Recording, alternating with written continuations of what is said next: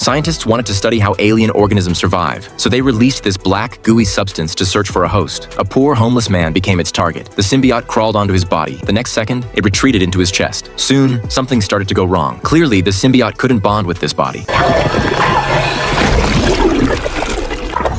Witnessing this inhumane experiment, Dr. Dora found Eddie because she wanted to expose everything, so she went to find Eddie. She told Eddie that a spaceship on a space exploration mission had recently crashed. When Drake's Life Foundation was handling the wreckage, they discovered the symbiotes inside, so they began conducting secret experiments. But the results were almost non-existent, which drove Drake even crazier. He began recklessly trampling on human lives, sacrificing countless innocent people. To stop this inhumane experiment, Eddie went to the laboratory alone. He took a large number of photos as evidence. At that moment, the woman behind him suddenly started screaming hysterically. Trying to save her, Eddie hurriedly attempted to open the door. He grabbed a fire extinguisher and smashed the glass. Unexpectedly, the woman inside became extremely violent. She tackled Eddie to the ground and tightly grabbed him by the throat. At that moment, the symbiote inside her transferred into Eddie's body. She quickly passed out, and Eddie took the opportunity to escape. By then, the security guards had already arrived. In the chaos, Eddie didn't notice the changes happening to his body. He easily dodged the guards chasing him. He even kicked a metal door open. With a light jump, he cleared the fence and escaped the facility. The security guards immediately pulled out their guns and opened fire, then chased after Eddie. It wasn't until he crashed through a tree that Eddie realized something was wrong. Before he could react, his body suddenly started moving on its own and disappeared into the woods. When Eddie returned home, he suddenly felt an intense hunger. He took food from the refrigerator and started eating like crazy. He didn't even spare the food in the trash can. Soon, Eddie felt his stomach churning violently. It seemed the symbiote inside him had a strong aversion to cooked food, but Eddie still didn't realize what was happening. He was startled by his own reflection in the mirror.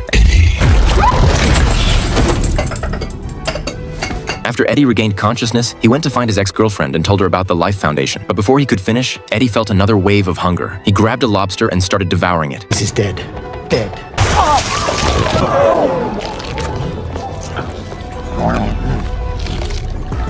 Hey, Eddie.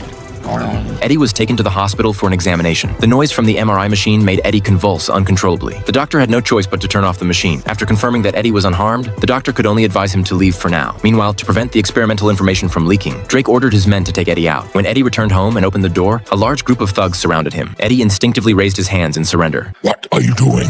I'm putting my hands up. You are making us look bad. No, I am not. Yes, you are. No, I'm not. Yes, you are. No, I'm not. Why do you do that? Because it is a very sensible thing to do. At that moment, the thugs attacked Eddie. Their actions immediately enraged Venom. Soon, they were beaten badly. Venom forcibly took control of Eddie's body and unleashed a brutal attack. Before long, they had taken down every single enemy. To get out of there, Venom controlled Eddie's body and jumped straight from the building. He then shot out a tendril, grabbed the railing below, and formed a shield, allowing Eddie to escape unharmed. However, all of his fighting was captured on camera and sent back to the base by the killer. This made Drake change his mind. He decided to capture Eddie at all costs and bring him back for further research. Please bring me back my creature.